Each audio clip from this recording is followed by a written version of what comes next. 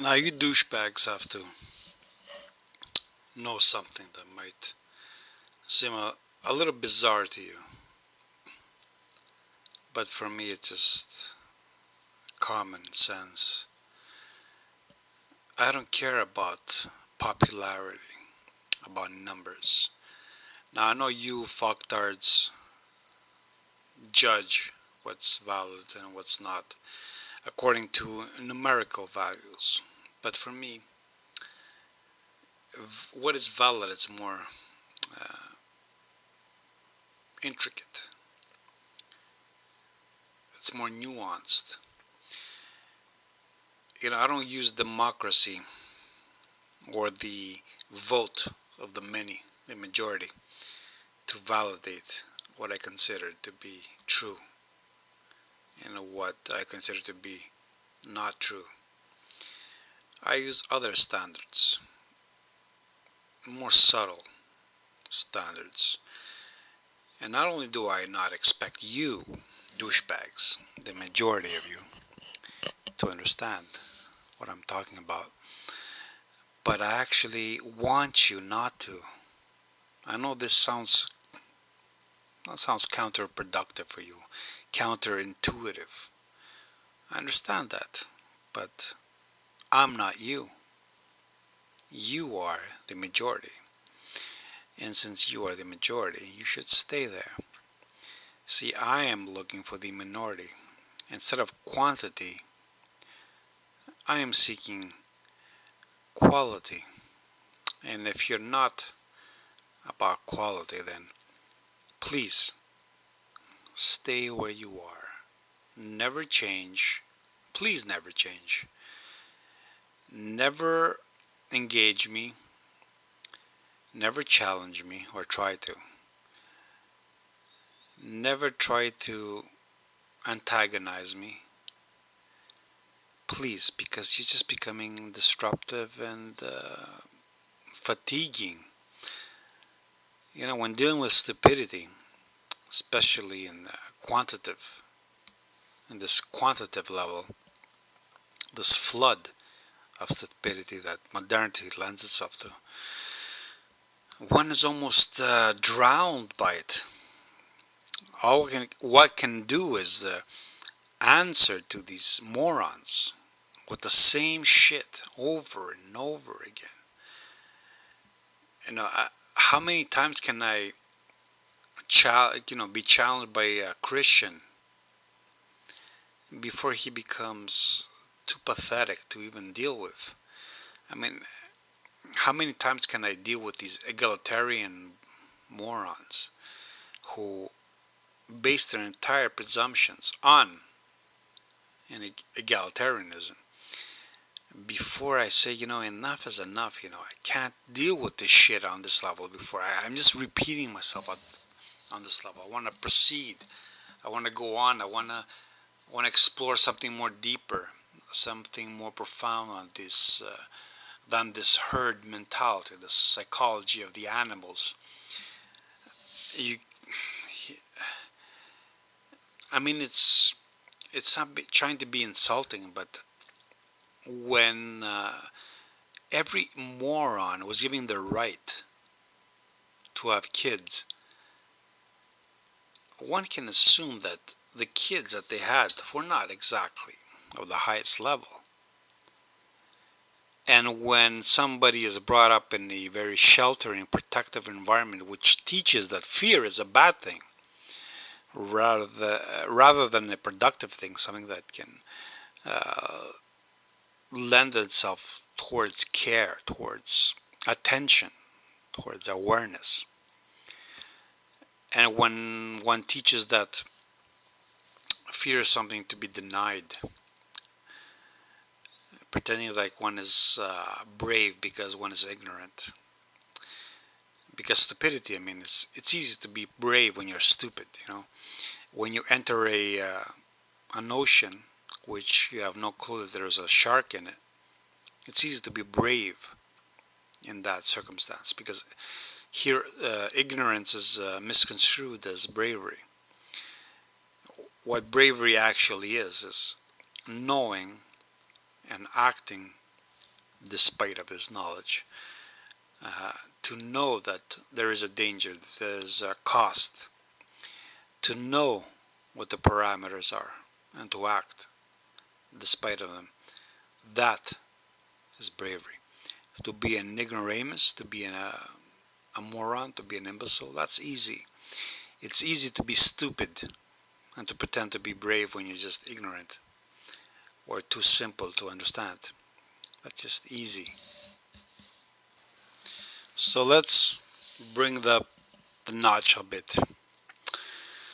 Now I know I have an accent and I'm not very articulate. So if any of you fucktards think you're up to the task, or you have a hero who can challenge me, then I'm open for the challenge. I am willing to have a conversation with anybody on any level, just as long as they're open to a free conversation. Now they can use reference points, they can use knowledge to hide themselves behind, they can play the victim, whatever they want to do. It's alright with me. All I want is an open forum where any douchebag, any moron, can face the consequences of his own stupidity openly and freely. And that's all I want to do, despite my, my Eastern European accent, and the fact that I slur my words sometimes, and I'm very good verbally or whatever. Conceptually, if somebody thinks he has the balls, the testicles, to test me, test my intelligence, then I'm open for it.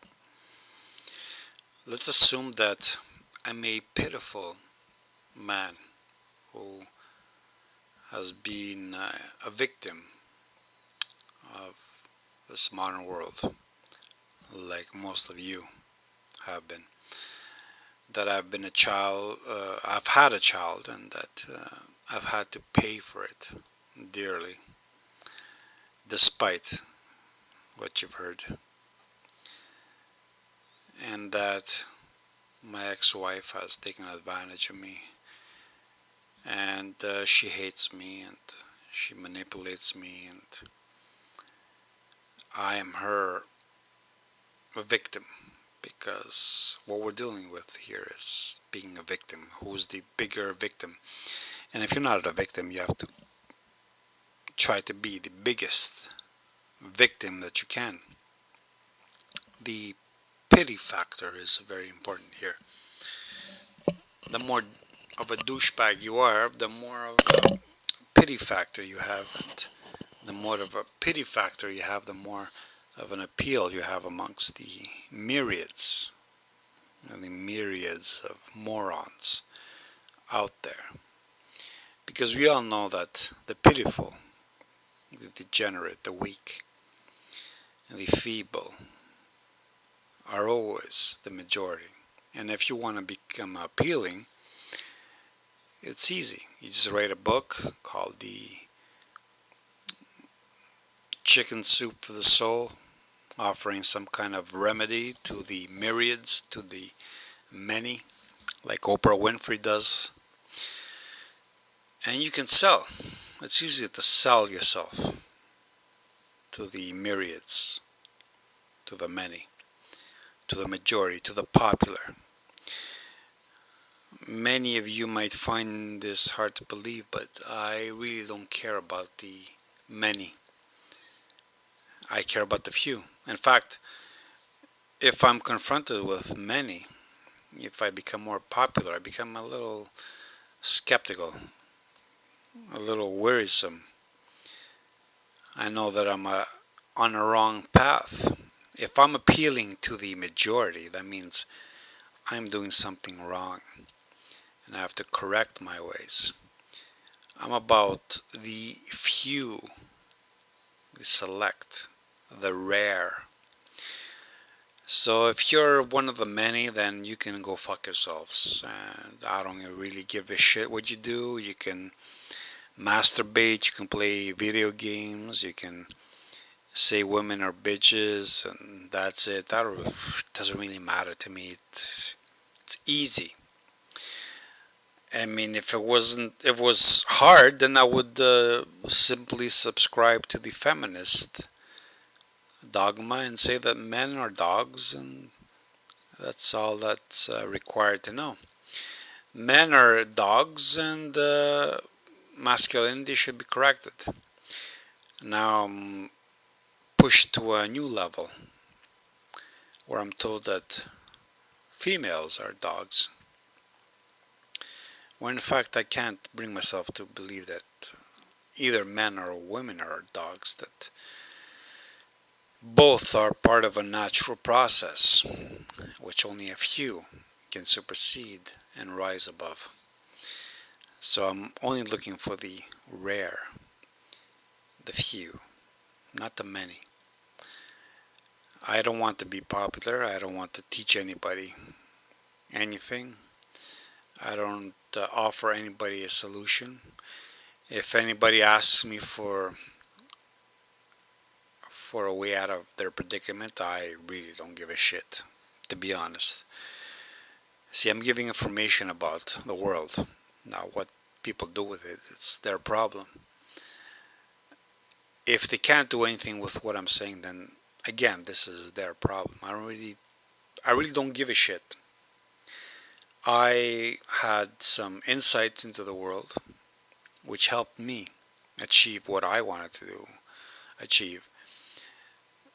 And the fact that I'm giving it to it, I'm sharing it, is really, I don't know, maybe it's a part of my weakness. I'm a bit compassionate, nice, as somebody once called me. I'm good, but not good enough to bullshit, to lie, so that everybody can benefit from what I'm saying. Nor good enough to think that, or to care about helping anybody else. See, I don't care about helping anybody else. I know what helped me, and what I had to deal with, and what I had to reason myself out of personally, without anybody's help. And if I offer help, it's minimal. For me, this help is just a way of testing other people to see if they're worthy of further enlightenment. This is just a preliminary step. I don't give a shit if they respect me, or if they care about what I say, or if they like my style, if they can endure my voice or my accent. I really don't care. In fact, I would say that I would urge them to not endure me, and to go their own way, to turn their backs, to subscribe to the popular sentiments. This makes my life easier.